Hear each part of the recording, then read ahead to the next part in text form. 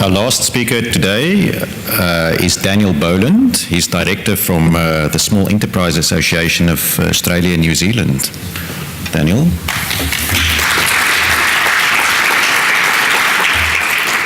I don't have a PowerPoint. There's a reason for this. I think the intellectual property in the room is more important to me than looking at power slides and not really understanding too much about the industry. And I say that sincerely, purely because when I first left school, I was employed by a German company, and by the age of 22, I was in Germany looking at the factories in their design studios. It made a major impact on my life, and in particular why I'm standing here today at 61 years old. It creates an interesting scenario for one particular reason. I work with the Indigenous community, and you'll notice in particular with the Aboriginal flag for our overseas visitors is actually the same colours as the German flag. So I have a little book here on the Australian flags, and there's a little story about the one person who actually designed that flag, and his name was, does anyone know? His name is, where is it? Harold Thomas. Not many people would know the name Harold Thomas for designing the Australian red, black and yellow flag. So what I'm going to say right now is 3 or 4 Indigenous words. Yama, Guru, Yaguna, Yaka. So Yama Guru means welcome to our country. Yaguna means today's topics, or now, and that's where I come from Yaguna near Bankstown in Western Sydney. And importantly, the final word, Yaka, that many Australian country farmers know, is hard work.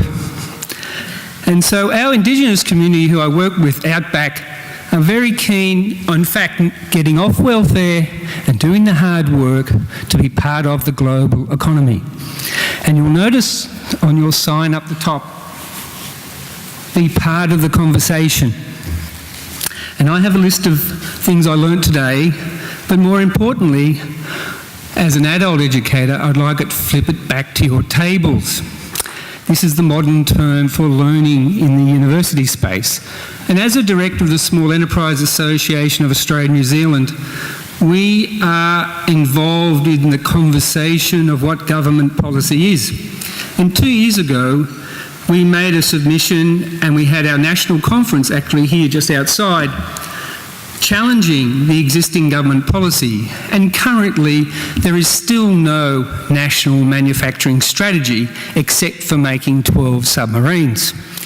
And Charlie Perkins, an Australian famous person, advocate of the first Aboriginal Torres Strait Islander Commission, said the same thing about the Collins-class submarine. I'm going to be very blunt, because usually I'm the devil's advocate at many forums, but importantly the things I learned is a term called surfing the internet. And so because our friends in England decided the internet was free, the World Wide Web gave us that opportunity. The other very important invention that many people forget is that who invented Wi-Fi? It was started from a challenge at Parkes, a little town of 25,000 people, when the first landing on the moon happened and they had to communicate with Canberra. We needed Wi-Fi, or they needed Wi-Fi, and it took $42 million of Australian government money to defend that intellectual property. And for me, the challenge is not the internet or Industry 4.0, is what global village do we live in? And the global village is not to fear this particular statistic. And if you're willing to listen, what I'd like you to do is talk with your colleagues and friends around the table, and later on in the communication and networking of your own intellectual capital, your own creative thinking, of what would you like to change as an individual person within your organisation. And it may be at home, or the small business that you're in, or the bigger business you're in a small discussion.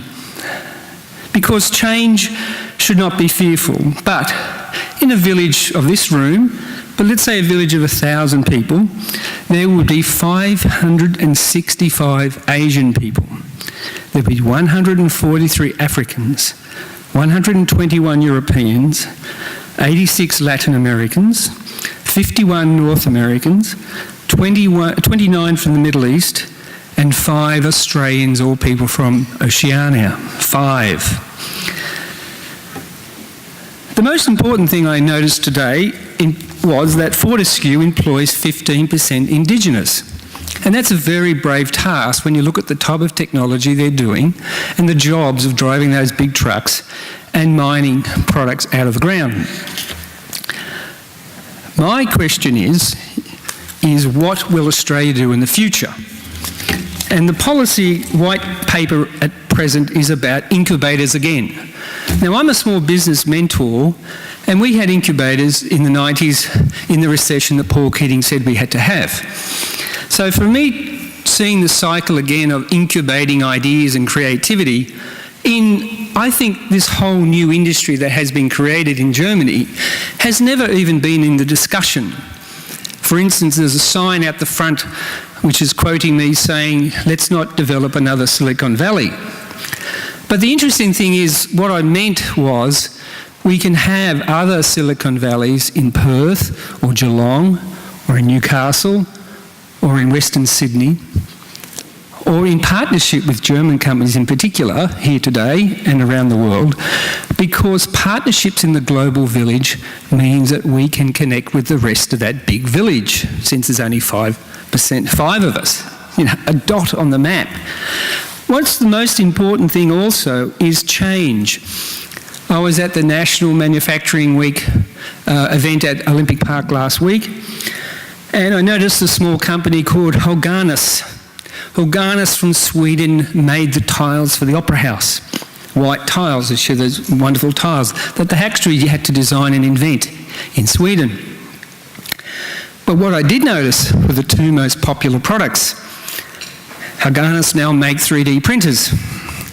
And I also noticed micro-manufacturing, in other words, small robots. They were the 2 most popular products in that whole trade exhibition. A very large presentation, a lot of Chinese manufacturers using old technology, to be honest, but I was looking really at the future. And CSIRO, our at-risk institution, puts out a product called Megatrends, and I really assure you to read it, because Megatrends looks at least a little bit into the future of where our trading partners will be and where Australia can at least absorb our future shocks. As you know, we never had a recession during the GFC, technically, but sometimes statistics do a lot of lies. And just for argument's sake, I noticed there's a business lecturer here from the University of Newcastle, but there's 30% unemployment in youth on the central coast of New South Wales. When you have 30% unemployment in New South Wales in one region alone, and it's hidden by a statistic that if you work for 1 hour, you are technically employed, it creates a big problem. So what I'm encouraging is that the think tanks around the room here employ an intern, because the current new government policy, even though there's an election on, is to employ interns. Employ interns is what I mean, not free labour. In Canada, that's a very good model. They employ interns. And why am I saying that? It's because when I was 22, I was employed. I never went to university, but I did vocational training through the TAFE colleges. I learnt technical skills on site in factories in Germany. I was a national sales manager for Finnish companies from Finland. And you'll notice the slide of Finland being at the leading forefront of innovation, except what happened to Nokia. So all the time the world changes, but it changes, but do not fear it, because on the table, as my business card says, imagination is greater than knowledge. And where did that phrase come from? Does anyone know? No one knows. Albert Einstein. Imagination is greater than knowledge. It doesn't replace knowledge. Don't forget, he usually forgot about his wife and the female partners behind many inventions, and many shared knowledge banks were from the female partners. But imagination for me came to the conclusion that creativity has a very important subject. We talk about STEM, S-T-E-M, science, technology, engineering and maths. Very good subjects. My son is a civil engineer, but he also was part of an invention for designing a new product for the concrete industry. There's one letter missing, which is a sad indictment on the Australian education system. And what letter could that be? Does anyone know? From the word STEM. No? Okay, let me make it easy for you. This is a German fountain pen, Lamy, designed and made and sold around the world, a small little high-tech item, very nicely done. I wear a suit made of Australian wool in South Korea. I have American shoes. I have a shirt designed in Australia using either Pakistani or Australian cotton. The problem is with Australian cotton, we export every single item. And out west, where I go to Warriner and Burke and Walgett, that's where all the cotton is grown, but it takes all the water. And the water is polluted from chemicals, and the Murray cod are poisoned. They are not very happy chaps out there because they get very little employment from cotton because it's a seasonal crop. The issue I'm getting at makes a lot of sense when the letter A is added to STEM and we turn it into STEAM. It is used in the artistic community to drive the future. And why do I say that? Art is an important product of creativity. And when you design think, to design a new product, to think a new innovation and change, you should go surfboard riding. They don't think about anything else except riding the surfboard. I'm not sure where the fire wire fits in while riding a surfboard. I haven't thought of that. I never knew that existed. But if it's existing, it may be because they listen to music riding their surfboard.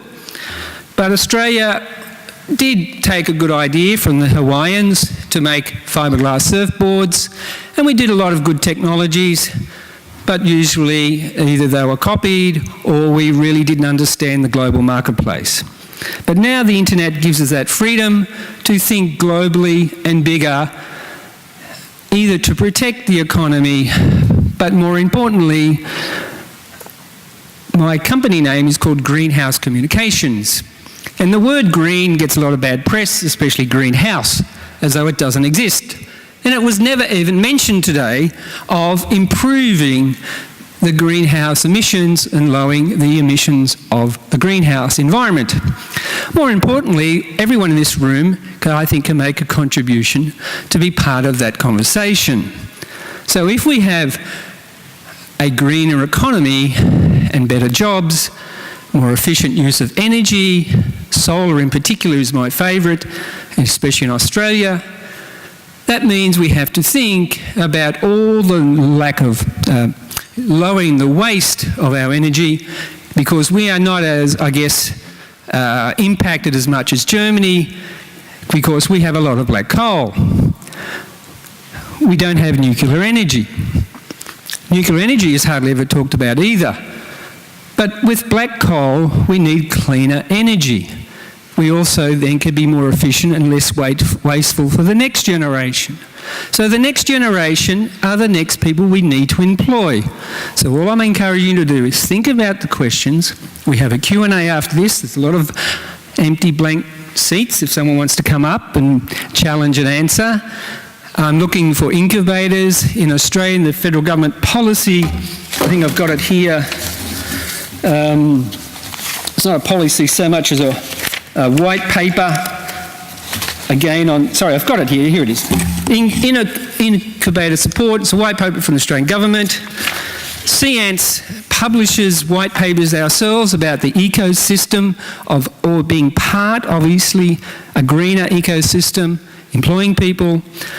All I'm asking is think of some questions. Let's see if we can get some answers this afternoon and you can take something away. Thank you for your time.